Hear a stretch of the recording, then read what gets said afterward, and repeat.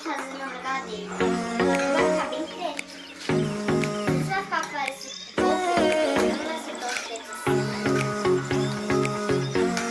8 anos de idade, vai fazer 8 em 7. Sabe fazer cobertura de chocolate para bolo. E sabe fazer bolo. O bolo tá no forno. Olha lá. Depois a gente vai mostrar o bolo depois de pronto, né, Camilinha? Aham. E então a gente vai esperar a massa crescer. E depois a gente vai jogar a cobertura em cima. Hoje a gente vai jogar a cobertura pra cima. Claro. Parabéns. Fala assim, né, Camila? Depois nós vamos mostrar o bolo pronto, vai ficar uma delícia, né? Só pra galerinha ver que nós sabemos fazer tudo, né?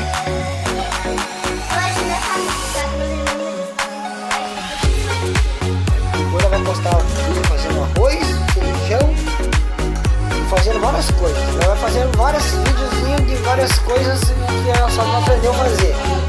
Cada coisa que ela aprendeu a fazer, ela vai postar pro pessoal da YouTube.